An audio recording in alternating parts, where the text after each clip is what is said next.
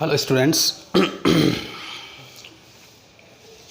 Motherland career college की तरफ से जो आपकी ऑनलाइन क्लासेस थी, जो अपन ने एक स्टार्ट करने का इरादा किया था, उन्हीं क्लासेस में अब अपन प्रीवियस क्लास में मैंने आपको सारा बुक्स का डिटेल बताया था कि भाई फर्स्ट ईयर में कौन सी बुक्स हैं, सेकंड ईयर में कौन सी बुक्स हैं और फाइनल ईयर में कौन कौन सी बुक्स हैं।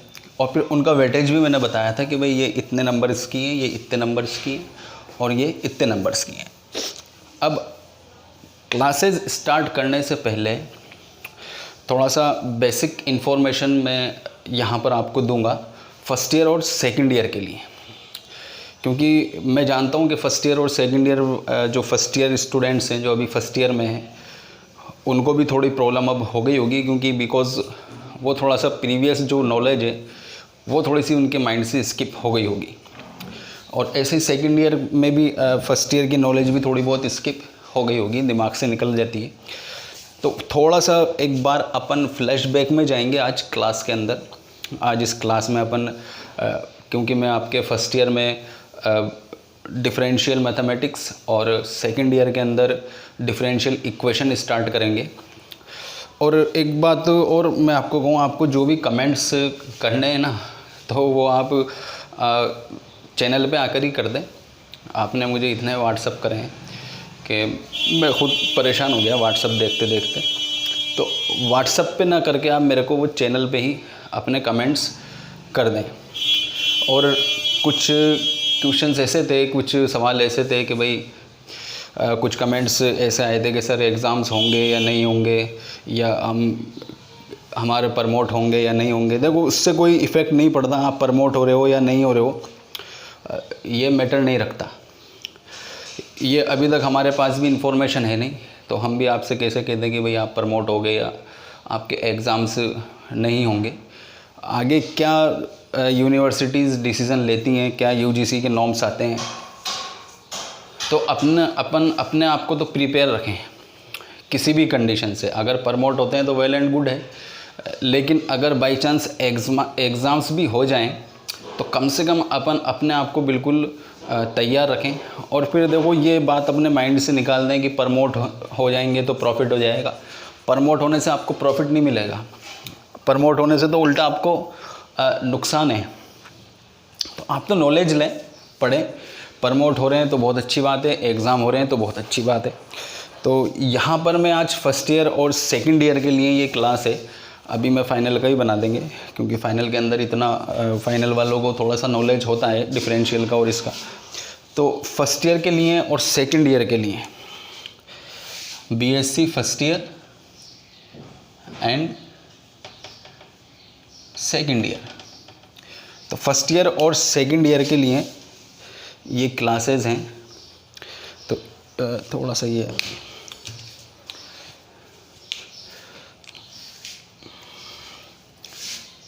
First year and second year,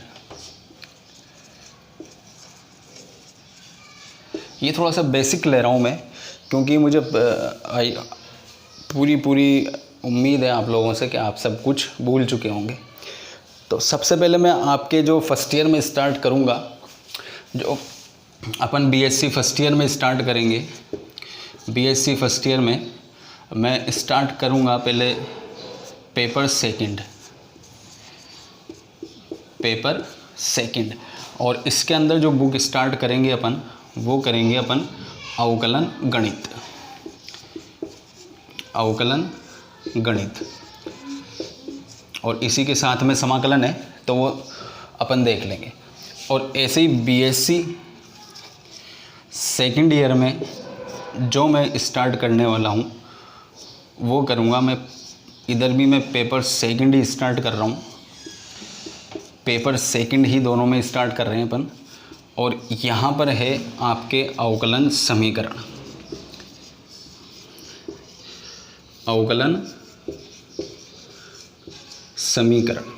यानी कि डिफरेंशियल इक्वेशन। तो दोनों के अंदर ही अपने अवकलन स्टार्ट होने वाला है। तो अपन को थोड़ा बहुत नॉलेज, थोड़ा बहुत जो आइडिया है वो अवकलन का होना चाहिए। और यहाँ पर मैं थोड़ा सा ब्रीफली लूँगा, एक आधे घंटे की क्लास होगी, फिर अपन नेक्स्ट क्लास में या नेक्स्ट वीडियो में अपनी बुक से स्टार्ट कर लेंगे। थोड़ा सा अवकलन का नॉलेज अपन को होना चाहिए, क्या फॉर्मूलाज रहते हैं, कैसे क्या प्रोसेस रहता है। थोड़ा सा हो सकता है आप लोगों को आता हो तो बहुत अच्छी बात है, लेकिन जिनके माइंड से थोड़ा वॉश हो गया है या जो थोड़ा सा भूल गए हैं या जिनको आता है वो भी देख लें और जिनको नहीं आता है वो भी देख लें। तो जिनको आता है तो बहुत अच्छी बात है, लेकिन जिनको नहीं आता उनको थोड़ा सा ये वीडियो देख लें अपन कि भाई अवकलन क्या है, कैसे क्या प्रोसेस होते थे, क्या अपन ने 12th में करा था, क्योंकि वो सब चीज़ें यहाँ पर काम में आएंगी। और जब आपको उनका नॉलेज नहीं होगा और मैं डायरेक्टली उनको यहाँ पर फॉर्मूला सेट करके यहाँ क्वेश्चन कर दूँगा तो फिर आप लोगों के लिए प्रॉब्लम हो जाएगी। तो यहाँ पर उन्हीं फार्मूलाज़ को अपन थोड़ा सा देखेंगे क्या होता है क्या नहीं होता है। तो सबसे पहली बात तो ये कि अवकलन है क्या, क्या होता है अवकलन और क्या होता है समाकलन। देखो दो चीज़ें हैं। अवकलन एक प्रोसेस है, अपन किसी भी फंक्शन का जो अवकलज निकालते हैं उसके प्रोसेस का नाम अवकलन है। यानी कि अवकलज मीन आपका आंसर क्या आ रहा है वो आपका अवकलज है, लेकिन जो आपने प्रोसेस यूज़ किया है वो अवकलन है। तो अवकलन और अवकलज दो डिफरेंट चीज़ें हैं। अवकलन एक पूरा प्रोसेस है और अवकलज उस प्रोसेस का रिज़ल्ट होता है। ऐसे ही अगर आप इंटीग्रेशन में चले जाएं तो समाकल और समाकलन दोनों डिफरेंट चीज़ें। समाकल आपका आंसर है और समाकलन एक प्रोसेस है। यानी कि इंटीग्रेशन एक प्रोसेस है और इंटीग्रल आंसर है, उस प्रोसेस का रिज़ल्ट है। तो ये दो डिफरेंट थिंग होती हैं। अपन कंफ्यूज हो जाते हैं थोड़ा सा कि भाई इसका अवकलज है, ये अवकलन है, क्या है। तो दोनों डिफरेंट चीज़ें हैं। अवकलन एक प्रोसेस है, उसका जो रिज़ल्ट आ रहा है वो अवकलज है। ऐसे ही समाकलन एक प्रोसेस है और उसका जो रिज़ल्ट आ रहा है वो उसका समाकल है, समाकल। ठीक है, सिर्फ ने हटाए तो कंफ्यूज मत होना कि सर एक ही वर्ड में दो दो चीज़ें बता रहे हैं। मैं एक वर्ड यूज़ कर रहा हूँ समाकलन और एक वर्ड यूज़ कर रहा हूँ समाकल। तो समाकलन एक प्रोसेस है और समाकल एक उस प्रोसेस का रिज़ल्ट है। खैर इतना अपन को आता भी होगा या माइंड से अगर स्लिप हो गया हो तो आप सुन लिया आपने। अब स्टार्ट करते हैं अपन कि अवकलन होता क्या है, अवकलन है क्या। अवकलन देखिए वो चीज़ है, अवकलन का मतलब होता है परिवर्तन। किसी भी फंक्शन के, किसी भी फलन के, किसी भी बिंदु के या किसी भी चर वस्तु की स्थिति में वो परिवर्तन जिसको अपन काउंट नहीं कर सकते या अपन उस परिवर्तन को, उस जो चेंजिंग आ रही है वैल्यूज़ में, उनको बिल्कुल नेगलेक्ट कर लेते हैं, नेगलेक्ट मान लेते हैं। तो वो चीज़ होती है अपनी अवकलन। यानी कि जो भी परिवर्तन हो रहा है ना किसी भी फंक्शन के या किसी भी पॉइंट के, किसी भी फंक्शन के किसी बिंदुओं में, स्थिति में जो परिवर्तन हो रहा है तो वो स्थिति में परिवर्तन इतना माइनर होता है कि अपन उसको ईजी वे में नेगलेक्ट कर जाते हैं। जैसे मैं कोई एक डिजिट लिखूं 2.99, तो आप उस 99 को नेगलेक्ट कर देंगे और उसको क्या कर देंगे 3 कर देंगे। डिफरेंस केवल 0.01 का है, यानी कि जो डिफरेंस है वो 0.01 का है और वही आपका क्या है अवकलन है। तो अवकलन ऐसा प्रोसेस है जो कि बहुत माइनर सा होता है जिसको अपन नेगलेक्ट कर जाते हैं, लेकिन फंक्शंस में ये नेगलेक्शन नहीं चलता। तो फंक्शंस के अपन यहाँ पर क्या निकालते हैं अवकलन यूज़ करके इन डिफरेंस को, इन माइनर से डिफरेंस की वैल्यूज़ भी अपन क्या कर लेते हैं फाइंड आउट कर लेते हैं कि साइन एक्स के थीटा में साइन थीटा में अगर 0.0001 का भी अगर डिफरेंस आए थीटा के अंदर तो उसकी वैल्यू चेंज हो जाती है। तो वो यहाँ से अपन निकालते हैं अवकलन से। या और भी कई प्रोसेस हैं और भी कई अपने आते हैं। आपने अवकलज के अनुप्रयोग पढ़े होंगे, एप्लीकेशन ऑफ डिफरेंशियल 12th के अंदर आपने उच्चिष्ट निम्निष्ट पढ़ा होगा। फिर उसके बाद आपने अभिलंब और ये चीज़ें पढ़ी होंगी। तो ये सब चीज़ें अपने यहाँ पर 12th में थीं। उच्च निम्निश थे, उच्चतम न्यूनतम मान थे, दोनों डिफरेंट चीज़ें थीं। तो वो यहाँ पर थोड़ा सा मैं रिमाइंड अभी आपको करवा दूँगा। तो अवकलज को अपन लिखते कैसे हैं? अवकलन को, किसी भी फंक्शन का अगर अवकलन लिखा जाता है तो उसको लिखते हैं d/dx, यानी कि x के सापेक्ष, जिसके भी सापेक्ष होता है वो अपॉन में आ जाता है। कोई भी फलन है मेरे पास, कोई भी फंक्शन है, सबसे पहले तो अवकलन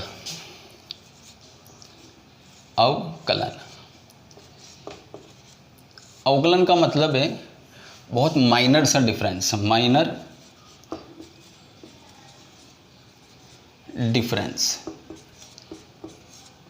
डिफरेंस का मतलब अनकाउंटेबल, जिसको आप नेग्लेक्ट कर देते हैं, ये क्या होता है? अपना अवकलन होता है। और इस अवकलन को लिखते हैं अपन d/dx। किसके सापेक्ष है यहाँ पर? ये x के सापेक्ष, x के सापेक्ष। dy/dx को आप अवकलन मानते होंगे अब तक कि भाई dy/dx, y तो फंक्शन होता है। y तो क्या होता है? गिवन जो अपन को वैल्यूज़ होती है फंक्शन की, वो होता है d/dx होता है। और y यहाँ पर अगर मैं लिखूँगा तो फिर मुझे y की वैल्यू क्वेश्चन में जो भी गिवन है वो यहाँ पर लिख के और फिर उसका अपन क्या करते थे? अवकलन करते थे। तो d/dx बिल्कुल माइनर डिफरेंस होता है, और x के सापेक्ष भी हो सकता है, y के सापेक्ष भी हो सकता है, कुछ प्राचल भी हो सकते हैं, कुछ पॉइंट भी हो सकते हैं। अब इसमें कुछ फॉर्मूलाज थे। फॉर्मूलाज क्या क्या थे वो आप देख लें। अगर मैं किसी भी कांस्टेंट वैल्यू का अवकलन करूंगा तो वो क्या आता है अपने पास? 0। और अगर मैं x के सापेक्ष d/dx यानी कि अवकलन निकालूंगा तो ये हो जाएगा 1। अगर मैं d/dx x की पावर n का करते थे तो एक फॉर्मूला होता था nx की पावर n-1। अच्छा, यहाँ मैं एक फॉर्मूला और लिख रहा हूँ इसी से रिलेटेड, क्योंकि समाकलन के अंदर ये यूज़ में आता है, फिर आप कंफ्यूज हो जाते हो। x की पावर n+1, तो ये क्या होता था? n+1 जो भी पावर है वो इसी फॉर्मूले से आगे आ जाएगी, और यहाँ रह जाता था x की पावर n। क्योंकि जब अपन समाकलन करते हैं तो समाकलन जस्ट इसका अपोजिट होता है, तो वहाँ पर फिर अपन जब x की पावर n का इंटीग्रेशन करते हैं तो फिर फॉर्मूले में परेशानी आ जाती है। नंबर 5, अगर मैं d/dx करूँ a की पावर x का, तो ये होता था a की पावर x और log e(a).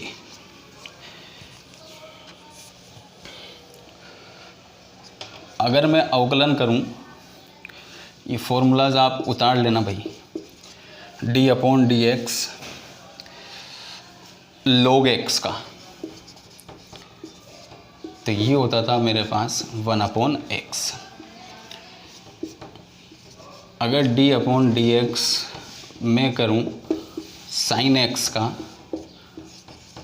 तो ये हो जाता था cos x। और ऐसे ही अगर d/dx करें cos x का, तो ये हो जाता था -के sin x। और ऐसे ही अगर d/dx करें sin cos tan x का,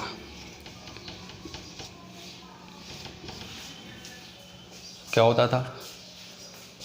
सोचो, दिमाग लगाओ। d/dx tan x का क्या होता था? sec square x। और ऐसे ही अगर मैं d/dx करूं sec x का, तो ये होता था -के sec x और tan x। ऐसे ही अगर मैं d/dx करूँ cot x का, तो ये हो जाता था माइनस कोसेक स्क्वायर एक्स। और अगर दिख नहीं रहा ना, ये एक बार आप इनका स्क्रीनशॉट ले लें, क्योंकि ये आपके बहुत काम में आने वाले हैं। अभी जब मैं क्वेश्चंस करूँगा तो मैं डायरेक्टली लिख दूँगा, फिर आप परेशान हो जाएंगे। तो ये थोड़ा एक बार फॉर्मूले आप बुक स्टार्ट होने से पहले एक बार इनको अपने माइंड में वापस से रिपीट कर लेना, ठीक। इधर वालों को मैं थोड़ा सा रफ कर देता हूँ, स्क्रीनशॉट ले लो चाहे तो आप, ठीक है। 11 अब देखते हैं।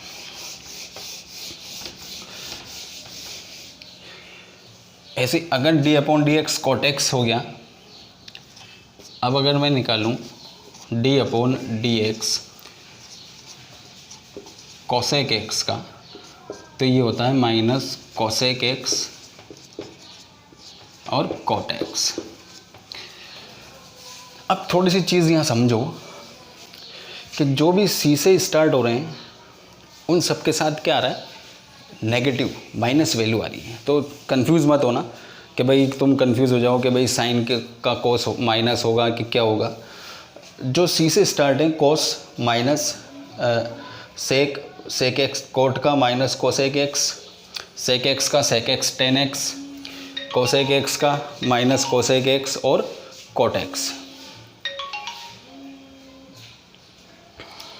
तो ये चीज़ें अपन आपको थोड़ी सी ध्यान में रखनी है। अब इसमें आगे अपन थोड़ा सा और फॉर्मूलाज में बढ़ते हैं। फॉर्मूलाज अब लेते हैं अपन इन्वर्स वाले, ठीक है ना। इन्वर्स वाले लेते हैं, तो इन्वर्स वाले में क्या है वो देखते हैं।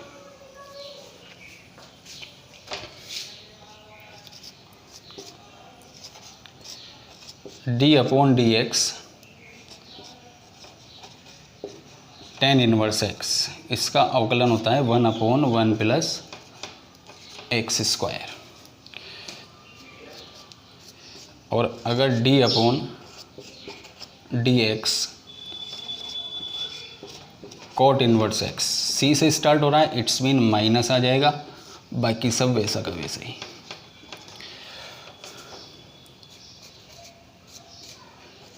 d/dx साइन इनवर्स x, तो ये होता है 1/√1 माइनस एक्स स्क्वायर। और d/dx कॉस इनवर्स x का लेते थे अपन, तो c आ रहा है तो क्या आ जाएगा, माइनस आ जाएगा, और बाकी सब वैसा का वैसा ही।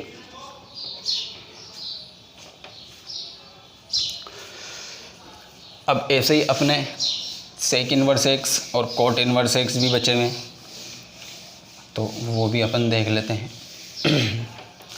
सेक इनवर्स x और कॉट इनवर्स x।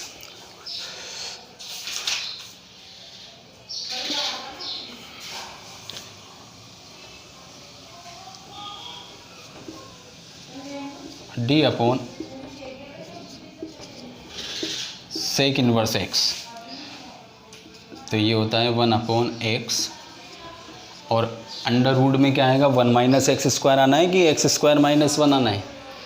ध्यान रखना, एक्स स्क्वायर माइनस 1, कहीं तुम इस फॉर्मेट में चले जाओ। और ऐसे ही अगर अपन को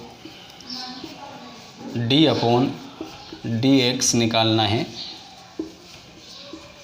कोसेक इनवर्स x, तो सेम रहेगा और माइनस आ जाएगा एक्स स्क्वायर माइनस 1। अब यहाँ पर देखिए, यहाँ पर अब मैं क्या कर रहा हूँ, थोड़ा सा अगर मैं d/dx ax प्लस b का निकालूँ, ध्यान देना ax प्लस b, एक नया फंक्शन है कोई ax प्लस b, तो b तो कांस्टेंट है, b का 0 हो जाएगा, और ax का निकालेंगे तो केवल क्या रह जाएगा, x का तो 1 हो जाएगा और ax का रह जाएगा केवल a। ऐसे ही अगर मैं d/dx अगर ऐसे कर दूं कि साइन ax, तो ये हो जाएगा a cos AX, यानी कि जो x से मल्टीप्लाई हो रहा है वो क्या आ जाता है, शुरू के अंदर आ जाता है। जो भी x से मल्टीप्लाई है वो काय में आ जाएगा, शुरू में आ जाता है, मल्टीप्लिकेशन में ही। इंटीग्रेशन के अंदर क्या होता है, ये डिवाइडेशन में चला जाता है। जस्ट इसका अपोजिट ही तो है इंटीग्रेशन। अगर इंटीग्रेशन अपन साइन AX का निकालेंगे तो ये a अपॉन में चला जाएगा। तो अपन जब इंटीग्रेशन के बारे में मैं बताऊंगा नेक्स्ट वीडियो में, तो अपन उस टाइम यहाँ पर कर लेंगे। तो ये 10-20 फॉर्मूले थे कुछ। अब बात ये आती है कि अवकलन के कुछ नियम थे, कुछ रूल्स थे, वो रूल्स भी आप देख लें। एक बार प्री माइंड कर रहा हूँ मैं, आपको रिमाइंड कर रहा हूँ कि भाई आपके साथ आपने क्या क्या इसके अंदर किया था। तो एक बार ये वीडियो देख लेना, हो सकता है कि आप लोगों को ये सब चीज़ें आती भी हों तो भी कोई अच्छी बात है, आप एक बार और रिमाइंड हो जाएंगी आपके सामने। अब देखें अवकलन के नियम, स्क्रीनशॉट ले लेना अगर आप चाहो तो।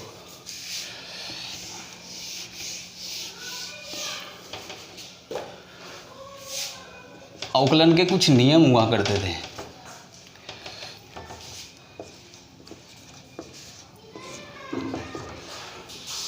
अवकलन के नियम, मान लो कोई भी दो फंक्शंस हैं अपने पास, और जब उन फंक्शंस पे अपन अवकलन का प्रोसेस ऑपरेट करेंगे तो कुछ नियम होते थे। फर्स्ट d/dx, अगर ऐसे लिखा हुआ है u + -v, तो अपन इसको कैसे लिख लेते थे, du/dx, प्लस है तो प्लस और माइनस है तो माइनस, और ये dv/dx।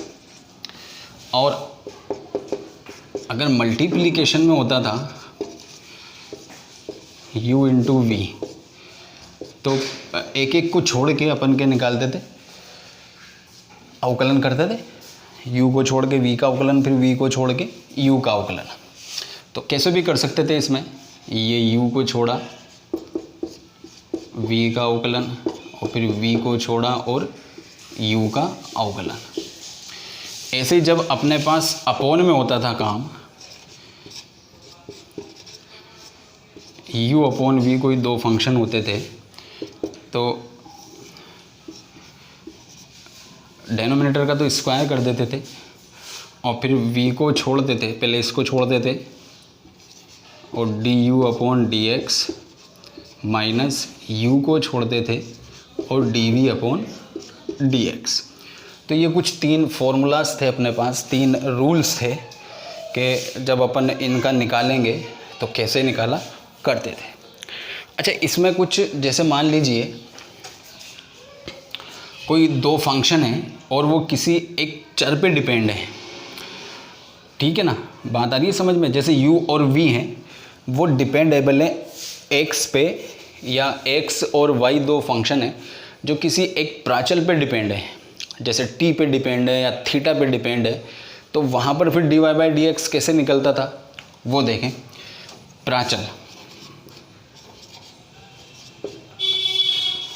प्राचल पे डिपेंड, जैसे मान लो मैंने लिखा x बराबर कोई भी फंक्शन हो सकता है ut, और y बराबर लिख दिया vt, यानी कि t एक, यहाँ पर t क्या है, प्राचल है, और इस t पे ही, इस t की वैल्यूज़ पे ही आपके x और y डिपेंड है। यानी कि जैसे जैसे t चेंज होगा वैसे वैसे आपकी x की और y की वैल्यूज़ भी क्या होती जाएंगी, चेंज होती जाएंगी। लेकिन अब अपन को निकालना है यहाँ पे d/dx, x के सापेक्ष परिवर्तन निकालना है। तो ये फॉर्मूला ऐसे होता था, dy/dx, तो यहाँ निकालते थे अपन dy/dt और dx/dt। ये एक प्राचल पे जब डिपेंड होता था तब अपन ने इस तरह के क्वेश्चंस 12th में करे थे कि भाई dy/dt और dx/dt करके। ये थोड़ा सा ब्रीफली मैंने आपको थोड़ा सा एक आइडिया दिया है। ये फॉर्मूलाज वगैरह आपको लर्न करने, एक बार रीड करने, याद हैं आपको, याद हैं, सब याद हैं, लेकिन एक बार मैंने इनको आपके लिए रिमाइंड कर दिया, रिकॉल कर दिया आपके माइंड के लिए। एक बार इनको उतारना, एक बार इनको देखना, अब आगे थोड़ा सा बढ़ते हैं अपन। ये रूल्स थे। अब जब अपन इसके एप्लीकेशंस में एंट्री मारी थी, अपन ने एप्लीकेशंस करे थे, अपन ने अवकलज के अनुप्रयोग करे थे, जहाँ पर के अपन ने दो बिंदुओं के बीच की दूरी निकाली थी और वहाँ पे अभिलंब की इक्वेशंस और ये सारी चीज़ें अपन ने फाइंड आउट वहाँ पर करी थी। तो वो आपके यहाँ पर काम में आएंगी, सेकंड ईयर में काम में आएंगी। जब अपन एनवलप और केंद्रज निकालेंगे, एनवलप एक केंद्रज एक पूरी एक्सरसाइज है आपकी सेकंड ईयर में, तो वहाँ पर ये चीज़ काम में आएगी। तो आप ध्यान में रखें। और ऐसे ही फर्स्ट ईयर में भी काम में आएगी, जब अपन कर्वेचर वगैरह करेंगे, कर्वेचर करेंगे, तब वहाँ पर आपके ये अवकलज के अनुप्रयोग बहुत काम में आएंगे। इसका स्क्रीनशॉट ले लो चाहो तो। अब अवकलज के अनुप्रयोग,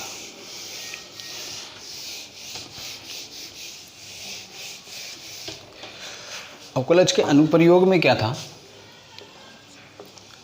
अनुप्रयोग, अनुप्रयोग में ये था, ये किसके हैं? अवकलन के, है ना। अभी समाकलन तो बताया ही नहीं है मैंने, है ना।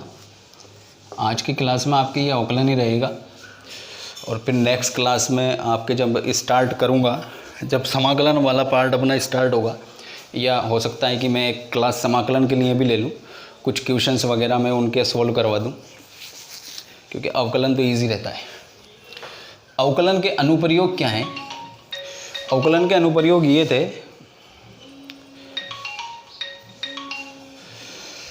बार बार फ़ोन आ रहा है किसी का, थोड़ा फ्लाइट मोड में करना भूल गया मोबाइल को, खैर कोई बात नहीं। अवकलन के अनुप्रयोग में क्या था?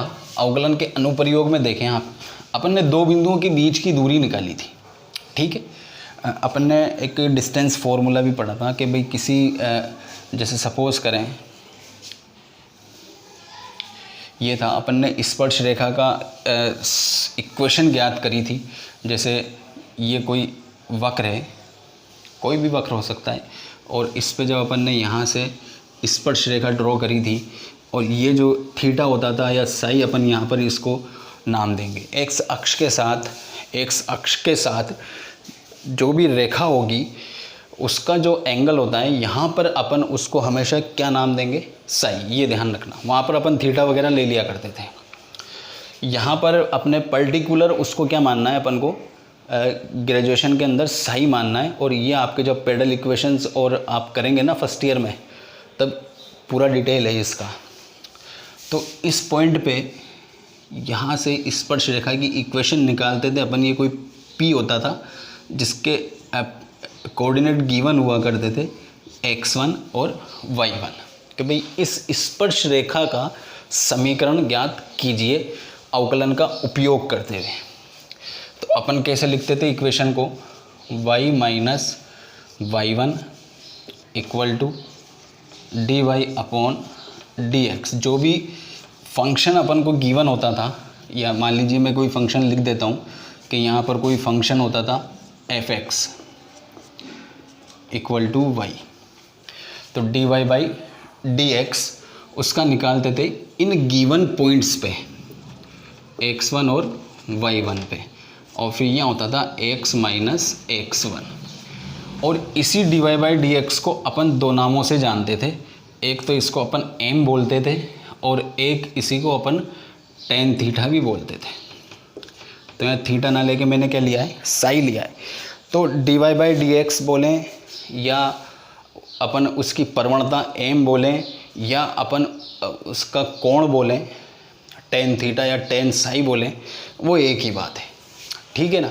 यानी कि कुल मिला के कहानी ये है कि मैं m लिखूं या tan साई लिखूं, या फिर dy बाई dx लिखूं, ये तीनों बिल्कुल सेम हैं। तीनों की कहानी बिल्कुल एक है।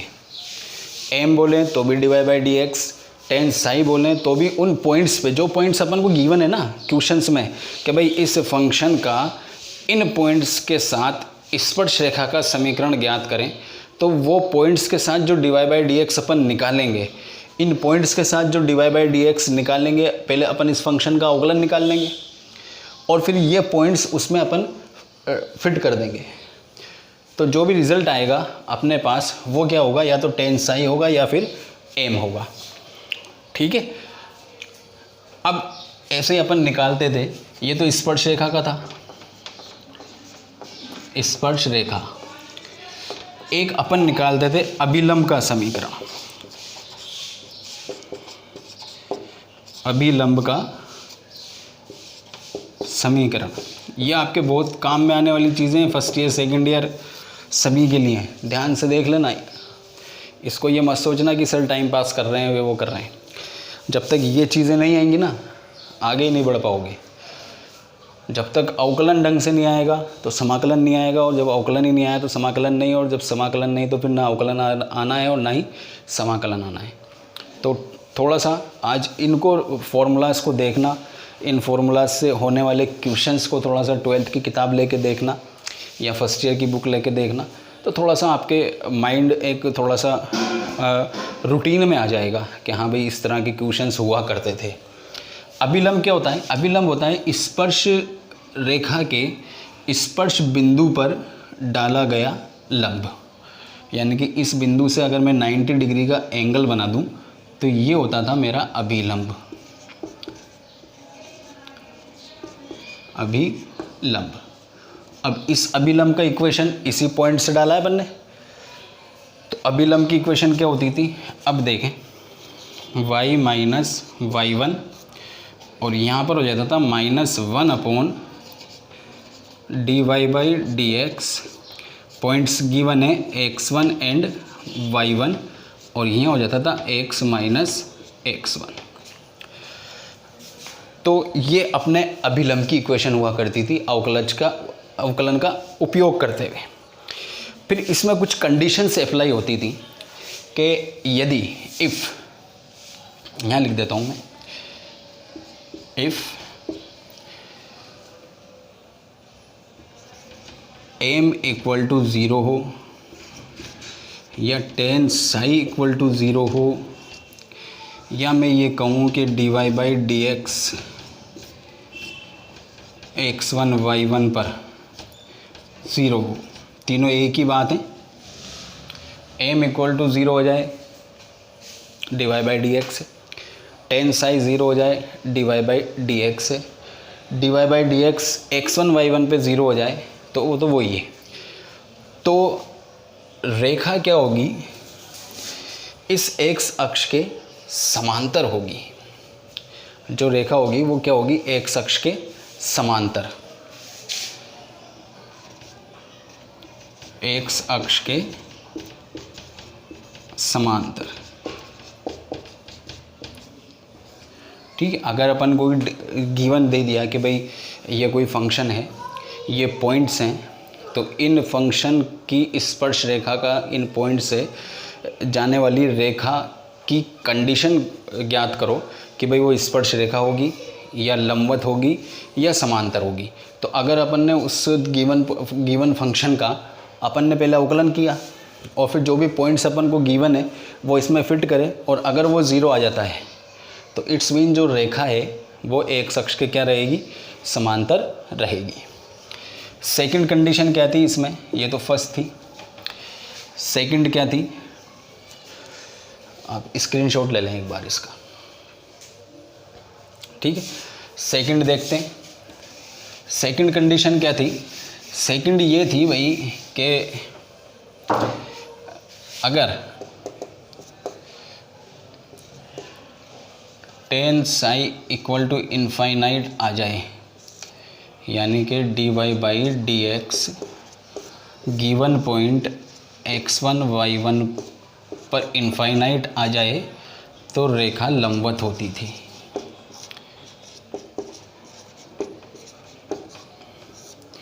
तो जो स्पर्श रेखा होगी वो क्या होगी? लंबवत होगी।